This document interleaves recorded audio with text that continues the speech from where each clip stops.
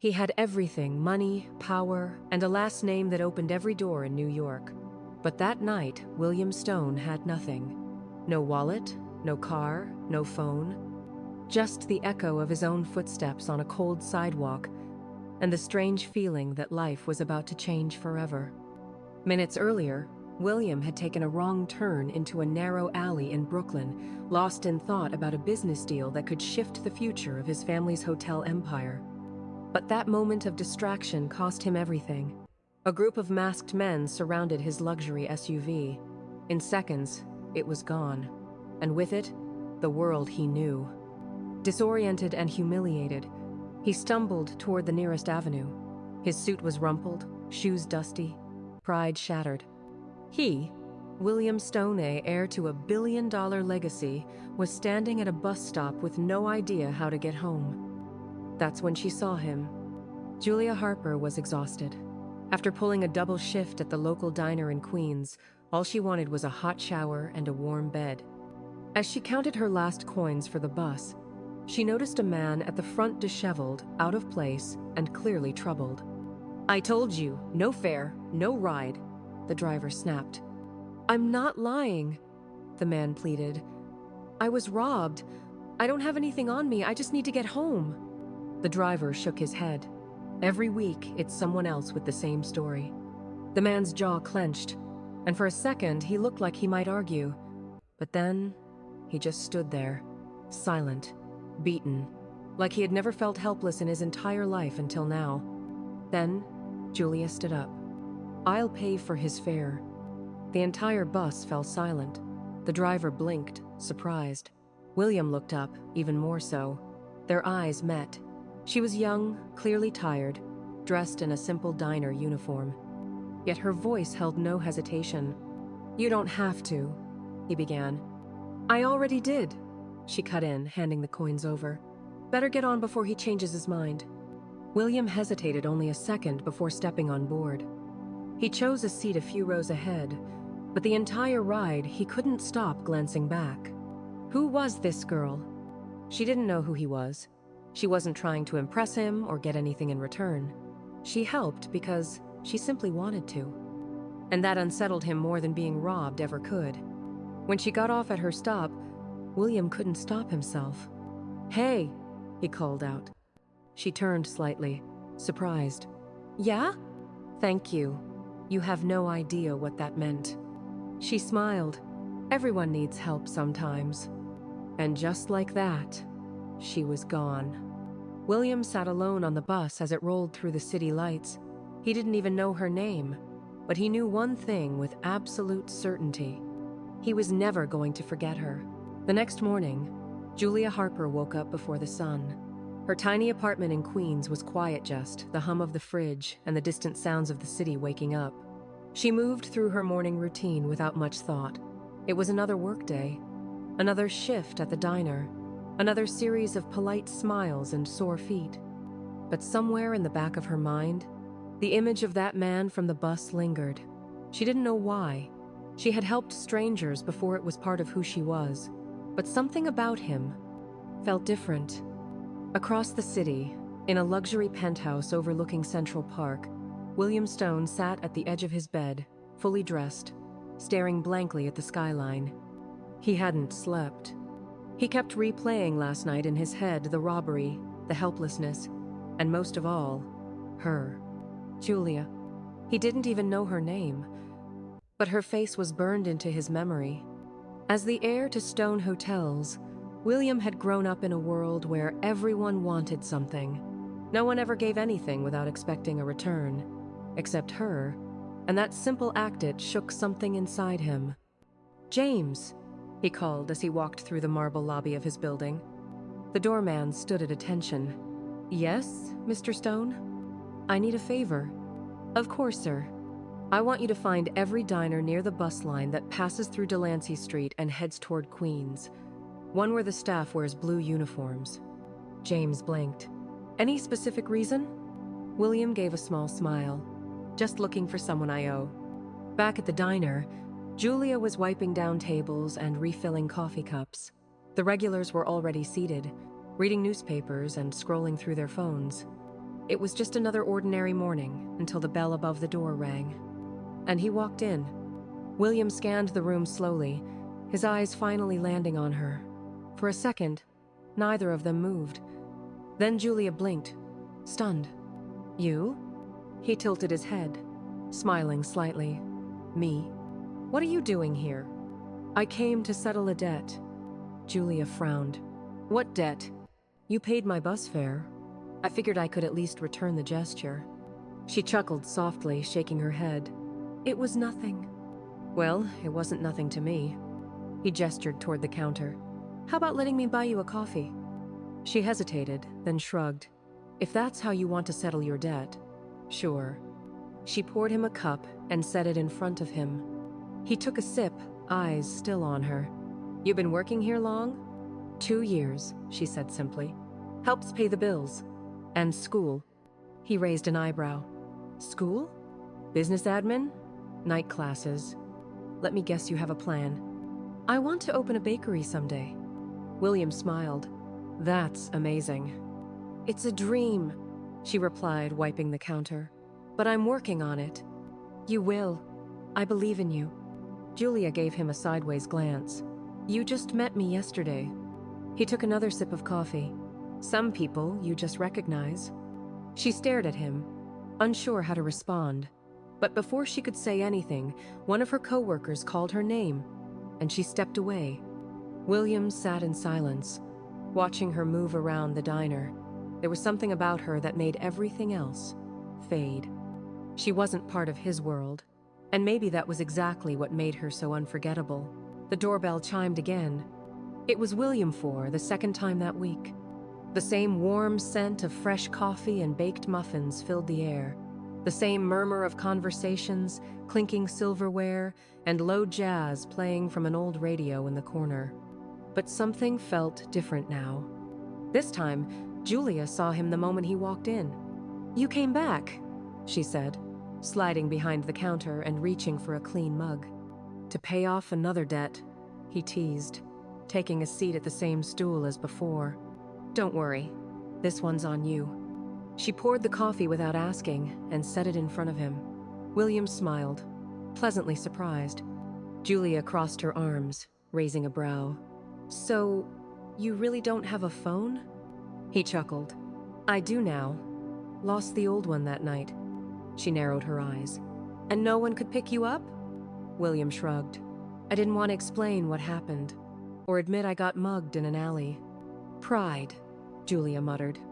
"Yeah," he said with a sigh. "That, and I think I just needed to figure it out on my own." Julia didn't say anything at first. She just leaned against the counter, watching him. "You still didn't tell me what you do," she said finally. William hesitated for a moment. "I'm in the hotel business." "Oh, fancy." "It's not as glamorous as it sounds," he said with a smile. "It's just the family business." Julia tilted her head. "So you work for your parents?" "Something like that." She could tell there was more to it, but she didn't press. Instead, she poured herself a small cup of coffee and leaned on the counter beside him. "And you?" he asked. "Still dreaming about that bakery?" "Always," she said, her eyes lighting up. "But it's not easy. Rent's high, equipment's expensive. I'm doing what I can." William nodded slowly. "I get it." He meant it, maybe more than she realized. The rush picked up again, and Julia was called back into the chaos of trays, coffee refills, and customers waving for the check. William stayed at the counter, watching her work with quiet admiration. He didn't know what exactly he was doing there. He had meetings to attend, projects waiting, a full calendar of obligations, but none of it seemed to matter in that moment. Because sitting in that tiny diner, watching a girl pour coffee and laugh with regulars, felt more real than anything he'd done in years. When the morning rush died down, Julia returned to find him still there. "You didn't have anywhere better to be?" she asked. "Apparently not." She rolled her eyes, smirking. "You're a strange guy." "And you're not?" Julia smiled, looking at him curiously. "You're not like most people who come in here." He shrugged. "Maybe I'm trying not to be." Before she could respond, one of the cooks called her name again, and she disappeared into the kitchen. William watched the door swing behind her, and for the first time in a very long time, he felt like he was exactly where he needed to be. The next few days followed a quiet rhythm. Every morning, like clockwork, William showed up at the diner around 8 a.m. Julia tried not to pay attention, but deep down, she started to expect him. She didn't say it out loud, but his presence was becoming familiar, comforting even. And William, he never admitted it either. But the truth was, this tiny diner in Queens had become the only part of his day that felt genuine. "Trying something new today?" Julia asked one morning, sliding a menu across the counter. William grinned. "Is this a test?" "Maybe," she said, pouring him coffee. "Let's see if you can handle the house pancakes. They're known to change lives." "I'll take that risk." She turned to place the order, but William leaned in slightly. "Julia?" She glanced back over her shoulder. "Yeah? Do you have a minute later? I want to show you something." Julia blinked. "Like what?" "It's a surprise." She hesitated, but curiosity got the best of her. "Okay, after my shift." When noon came, William was already waiting outside. His car was different, not the SUV he'd been driving the night he got mugged, but something simpler, still sleek, but understated. "Hop in," he said with a soft smile. Julia climbed in, trying not to seem too nervous. "You always offer rides to girls who pay your bus fare?" "Only the ones who save my life." She rolled her eyes. "It was just a couple of coins." "Yeah," he said quietly, "but it meant more than you think." They drove in silence for a few minutes, the city slowly thinning behind them. Eventually, they pulled into a quiet, scenic area near the Hudson River. A small park, tucked away from the chaos, surrounded by trees and walking trails. "This is where I go when I need to think," William said, leading her toward a wooden bench overlooking the water. Julia looked around. "It's peaceful. I thought you'd like it." They sat for a moment, watching the river move slowly in the afternoon sun. "So," she said finally, "what did you want to show me?"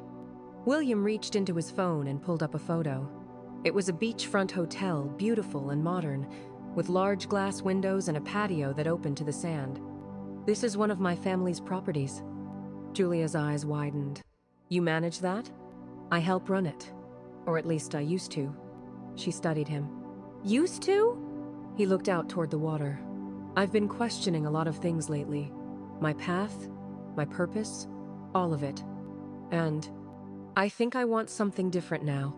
Something real." Julia was quiet, unsure how to respond. "Do you ever feel like you've been living by someone else's plan?" he asked. She laughed softly. "Every day." He looked at her, really looked at her. "Then, maybe we both want out." Their eyes met, and for a second, neither of them said anything. Then Julia stood. "Come on! If we stay here too long, I might start liking you." William laughed, standing with her. Too late. They walked back to the car, the air between them filled with a kind of silence that didn't need to be broken. It was new. It was unspoken, but it was there. And neither of them could ignore it. The next morning, the moment Julia stepped into the diner, she felt it. The shift. It wasn't just another workday. There was something in the way her heart fluttered when the bell above the door chimed. And sure enough, right on time, William walked in coffee-colored coat, hair still damp from the light Manhattan drizzle, that quiet confidence in his stride. "You're really committed to this breakfast routine," Julia said, tying her apron behind the counter. "I'm a creature of habit," he replied, sitting at his usual stool. "And this place has the best coffee in the city." She narrowed her eyes. "You sure it's the coffee?" William smiled. 80%. "Uh-huh." She poured his usual and slid it across the counter. He caught it effortlessly, their fingers brushing for half a second longer than they should have. They didn't mention it. Instead, Julia leaned forward, arms crossed. "Tell me something." "Dangerous start," he teased. "Okay, shoot." You said you used to run that hotel. What happened? William paused for a moment, then rested his elbows on the counter. I walked away. Why? He exhaled, glancing around the diner. Because I didn't want to become a version of myself that I couldn't recognize anymore. Julia blinked, caught off guard by the honesty. My life was all about expectations, he continued. From the school I went to the career I had to choose, to the people I was allowed to trust. I never got to decide what mattered to me. Not really. She stayed quiet, letting him speak. And then one night, William said, I found myself stranded on a sidewalk. No car, no phone, nothing. And some girl paid my bus fare without even knowing my name. Julia smiled softly, looking down. That night, I saw something real. Something I hadn't felt in years, maybe ever. Silence fell between them. Not heavy, but thick with meaning. You know, she said, trying to shift the weight of the moment. I never asked what your last name is. He smiled, but didn't answer. Still keeping secrets? Not secrets, he said gently. Just spaces between chapters. Julia tilted her head. You speak like someone who's been through too many rewrites. He laughed. That's exactly how it feels. Before she could ask more, a coworker called her from the kitchen, and she had to step away. William sat alone again, sipping his coffee, watching her from a distance. He liked how real everything felt here. No suits, no board meetings, just coffee, conversation, and a girl who somehow made all the noise in his life fade into the background. Later that day, as the diner emptied out and Julia began wiping down the counters, William stood and placed a crisp bill beneath his empty mug-along with a note written on a torn napkin. See you tomorrow? Julia found it a few minutes later, and for the first time in a long time, she smiled without even trying. For a while, everything felt simple. Each morning, William returned to the diner, and each morning, Julia pretended it was just another customer walking in. But it wasn't. He always sat at the counter, always asked about her day, always listened with a kind of attention she wasn't used to. And slowly, she began to lower her guard. But then, the questions started creeping in. William never talked about where he lived, never mentioned friends or family. And despite his claim of having left the hotel business behind, the way he spoke about travel, fine dining, and architecture didn't match the life of someone who'd just walked away. One afternoon, Julia decided to push. As she cleared plates from a nearby table, she asked casually, "You never told me the name of the hotel you used to run." William paused mid-sip. "I don't think it matters," he said after a beat. "Oh, so it's a secret?" He gave her a small smirk. "Maybe." Julia crossed her arms, studying him. "You really like this mystery thing, huh?" "Let's just say I like avoiding assumptions." "What kind of assumptions?" "The kind that change how people see you." She didn't respond, just stared at him, unsure whether to be intrigued or alarmed. Before she could say anything else, the door opened and more customers filed in. The moment was gone, but the feeling lingered. That evening, as Julia walked home, she couldn't shake the weight in her chest. Who exactly was William Stone? Later that week, the answer came without warning. She was walking down Fifth Avenue, running errands for the diner when she saw it. Across the street, parked in front of a private club, was a sleek black luxury car. And stepping out of it wearing a tailored suit and laughing with a man in a designer overcoat was William. Her stomach dropped. He didn't see her. He was too busy shaking hands with someone who clearly moved in the same elite circles. Someone who belonged to a world Julia had never been part of.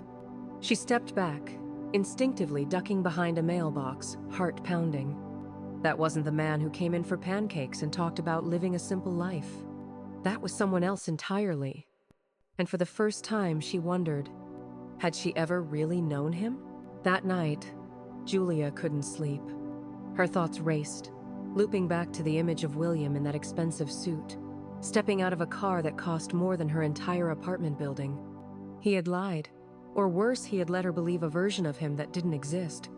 The next morning, she showed up at the diner early, but everything felt off. When William walked in, she didn't greet him like usual.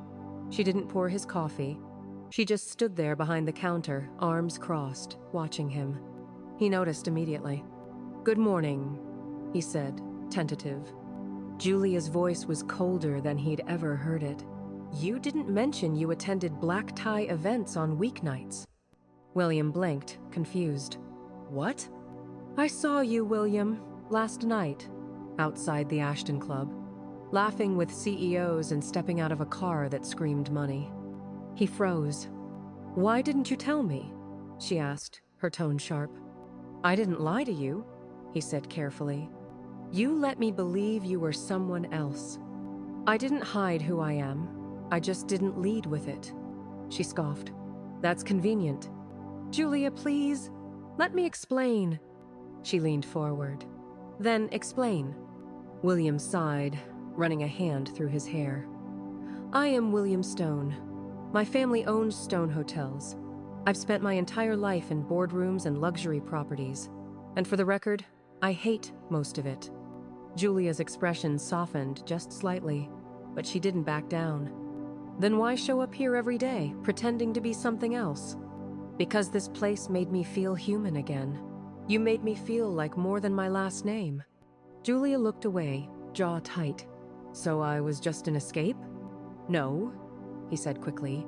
"You were the only real thing I've had in years." Silence stretched between them. William stepped closer, lowering his voice.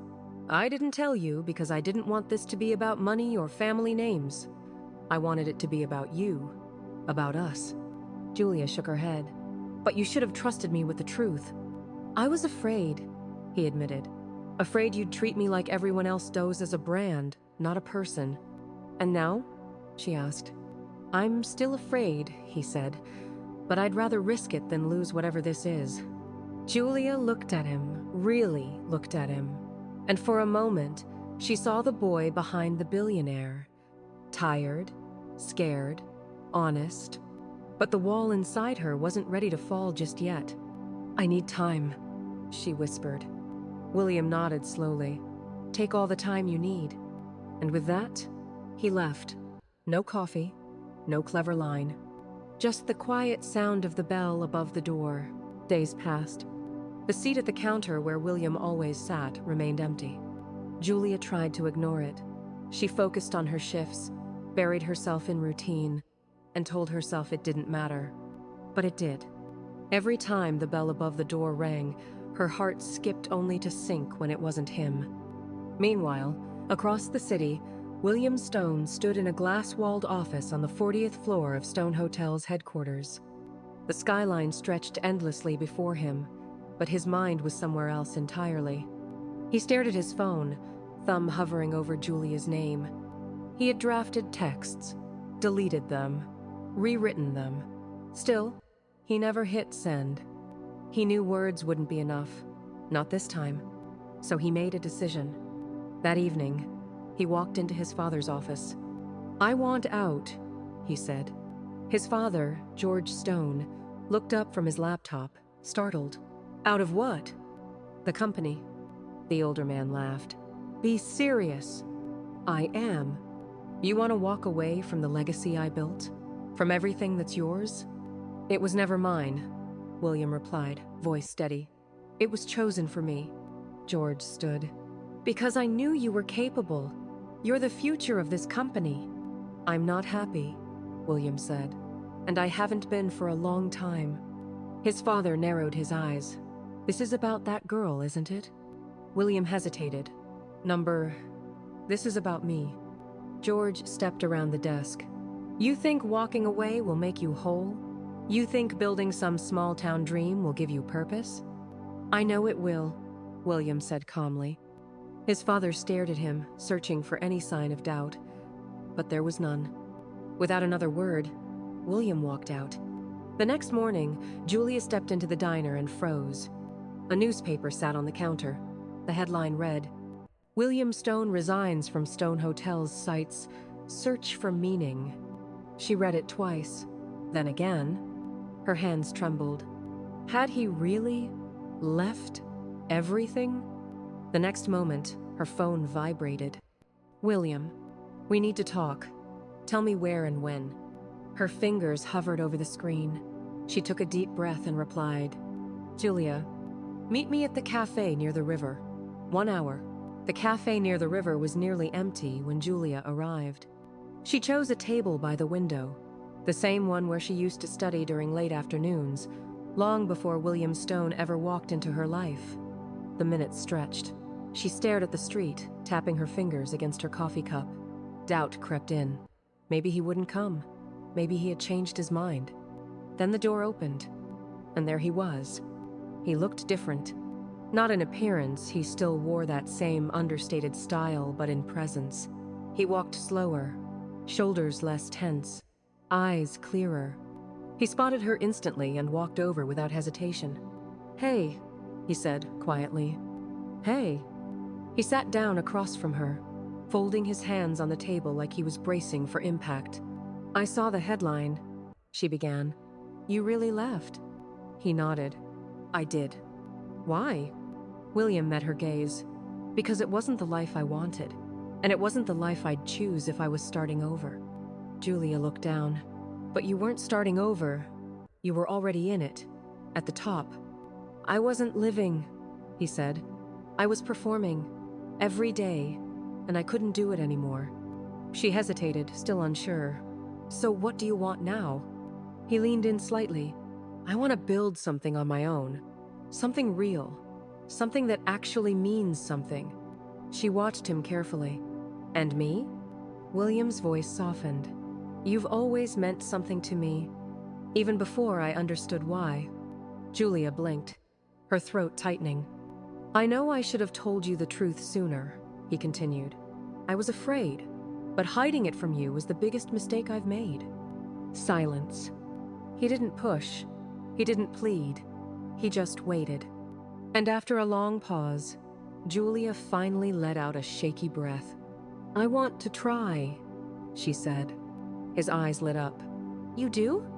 But on one condition, she added, holding up a finger. This time, no secrets, no walls. I want the full version of you, good, bad, uncertain. William nodded without hesitation. That's all I've got left. A soft smile played on Julia's lips. For the first time, the weight between them lifted just a little. Okay, she whispered. And just like that, something shifted. They weren't strangers on a bus anymore.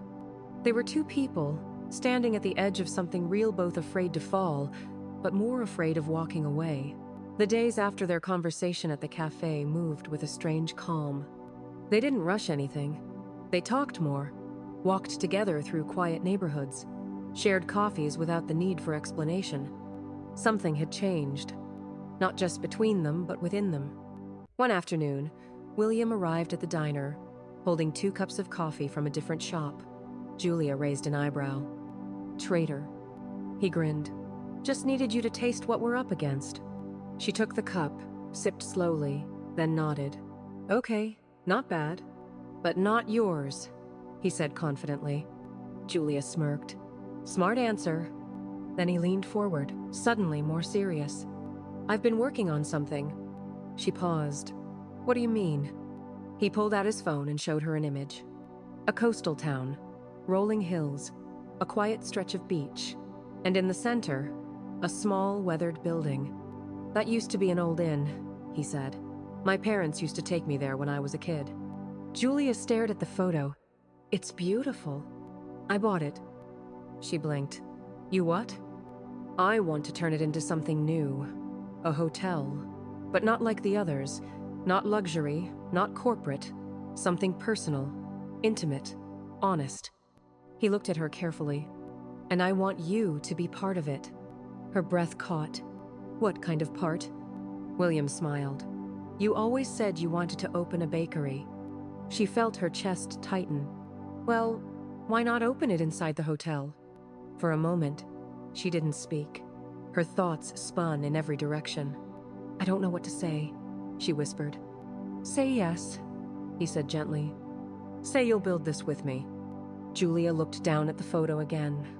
that quiet street, that ocean, that dream she'd carried for so long. "You're serious about this?"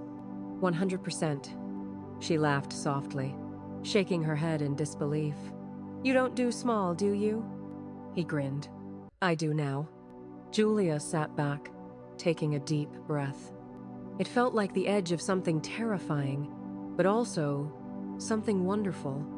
And as she looked across the table at him, this man who once stood on a sidewalk with nothing but the clothes on his back, she realized something. He wasn't just offering her a business. He was offering her a new beginning. The first time Julia stepped foot onto the property, her breath caught in her throat. The salty breeze from the ocean, the way the sun hit the windows of the old inn, the faded paint, the cracked wood. It was perfect and completely falling apart. "This is what we're working with?" she asked, hands on her hips. William looked around, a smile tugging at the corners of his mouth. "You don't see it?" She raised an eyebrow. "Oh, I see it. I see the disaster." "It has character," he said. Julia rolled her eyes. "It has mold." They both laughed. But something deeper stirred beneath the surface. It was real. It was theirs. The next few weeks were a whirlwind. Blueprints, permits, contractors, endless site visits. Julia, who had never been part of something this big, found herself choosing tiles, measuring kitchen spaces, and sketching out bakery logos on napkins. At night, she and William sat on the beach, barefoot, exhausted, covered in dust but smiling. "This is actually happening," she whispered one night. He nodded. "It is." "And you're okay being here? Away from New York? From your world?" William looked out at the water. "That world never felt like mine. This one does." She didn't respond. She just leaned her head on his shoulder. But as with anything worth building, the honeymoon phase didn't last forever. One morning, William walked into their temporary office, a folder in hand and a crease in his brow. "We have a problem." Julia looked up. "What kind of problem?" He handed her a construction report. "The foundation is weaker than we thought. They'll need to reinforce it." She scanned the paper, her heart sinking. "This doubles our cost and adds 2 more months to the timeline." Julia closed the folder slowly. "What do we do?" "I can cover the difference," he said, "but we'd have to delay everything." She thought for a moment. "Can't we cut a few features? Simplify things?" William shook his head. "We planned every detail for a reason. I don't want to compromise that." Julia sat back, silent. Then she nodded. "Okay, we delay." He looked at her, surprised. "You're sure?" "I'd rather wait than open something that doesn't feel right." A smile formed on his face. "That's one of the things I admire about you." She tilted her head. "What's that?" "Your ability to see the long game." She smiled, even though stress still lingered in her chest. They were doing this together. They were building something that mattered. And even with delays, doubt, and unexpected costs, she wouldn't trade it for anything else. The sun was just beginning to dip over the horizon, casting a golden glow across the construction site. The hotel and bakery were starting to take shape. Windows installed, flooring polished. The scent of fresh paint lingered in the air, and Julia was finally beginning to believe this dream was real. But the past has a way of knocking when you least expect it. That afternoon, she was rearranging supply lists in the bakery kitchen when her phone rang. The number wasn't saved. She hesitated, then answered, "Hello?" A beat of silence. Then a voice she hadn't heard in years. "Julia." Her heart dropped. She gripped the edge of the counter. "Eric?" "Yeah, it's me," he said, his voice casual as if nothing had happened. "I heard you've got a new place. Some bakery project or something." "What do you want?" she asked coldly. "I just thought I'd check in. It's been a while." "No, Eric, you don't get to check in. Not after the way you left." "Come on, Jules. You don't have to act like I was the bad guy." "You were," she said, her voice sharp. She hung up before he could respond. But the damage was already done. Her hands were shaking, her heart racing. Eric was part of a chapter she had closed for good one, filled with broken promises, manipulation, and years of being made to feel small. That night, William found her sitting outside the bakery, arms wrapped around her knees. He sat beside her in silence. After a while, she spoke. "My ex called today."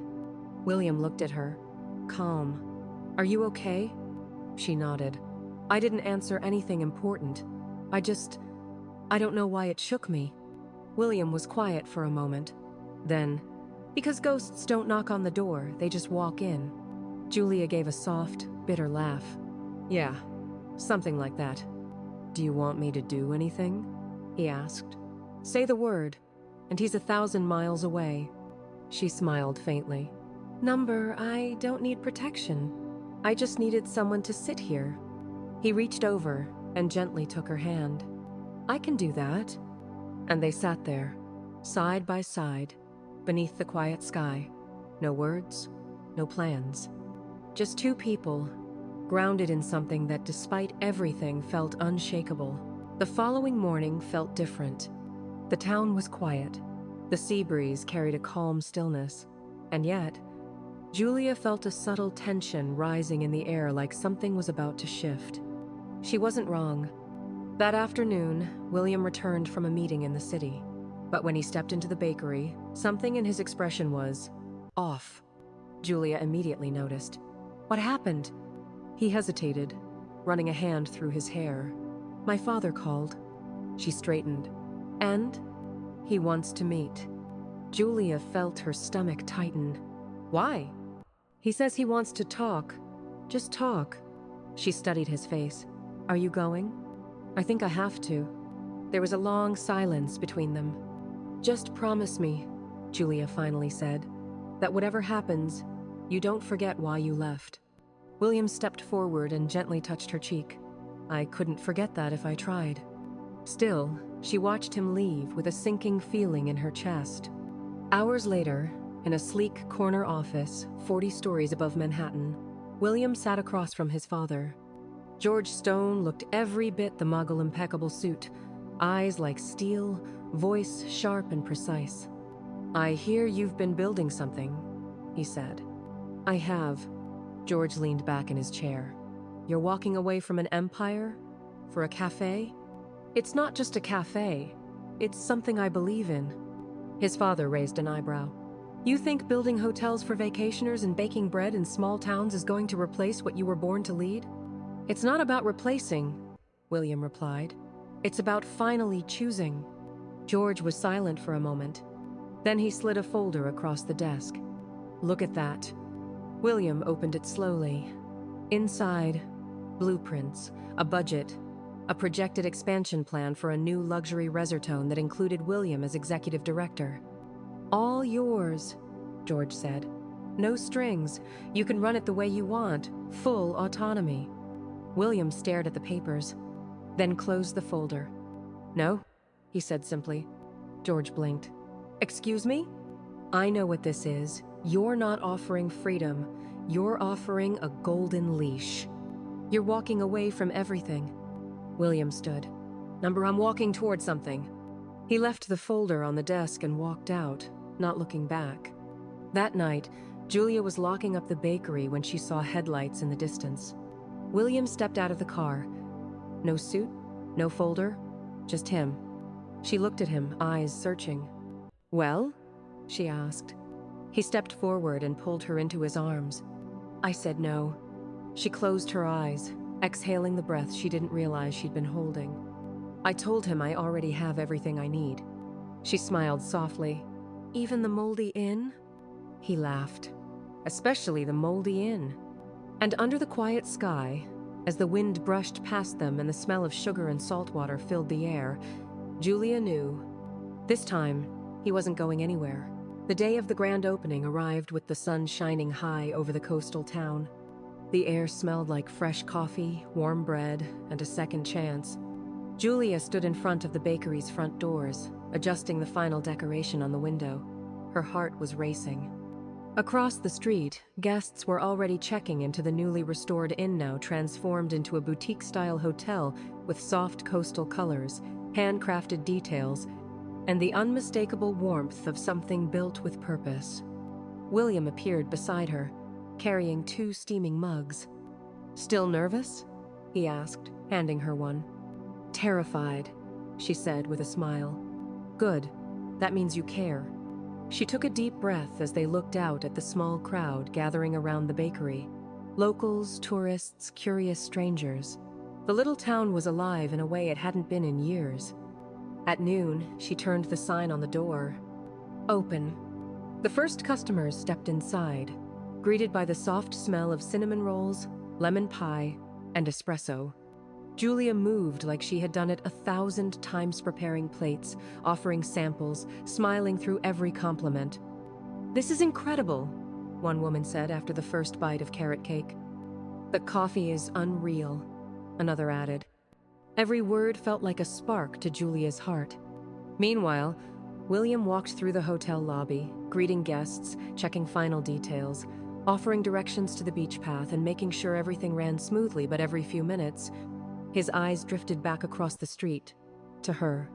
Later that night, long after the final customer had left and the last espresso machine had been cleaned, Julia stepped outside and found William waiting under the stars. They sat on the bench just outside the bakery. The ocean whispered in the distance. "I didn't think I could ever feel this kind of peace," she said softly. "You built it," he replied. "We built it." She looked at him, eyes warm. "I didn't just mean the bakery." William turned toward her. "Then what did you mean?" She paused. "I mean this. Us. All of it. It feels like home." He reached for her hand. "That's all I ever wanted." And then, as the sea breeze curled around them, William slowly stood, took something from his jacket pocket, and knelt in front of her. Julia froze. "What are you?" He opened the box. Inside, a delicate, simple diamond ring that shimmered under the moonlight. "Julia Harper," he said, voice low and steady. "You changed my life on a city bus. You believed in me when I didn't even believe in myself. You gave me something I never thought I'd find." She covered her mouth, tears already forming. "You gave me real," he said. "And now, I want to build every day of the rest of my life with you. Will you marry me?" Julia nodded, unable to speak at first. Then she whispered, "Yes." He slipped the ring onto her finger. She threw her arms around him, laughing through her tears.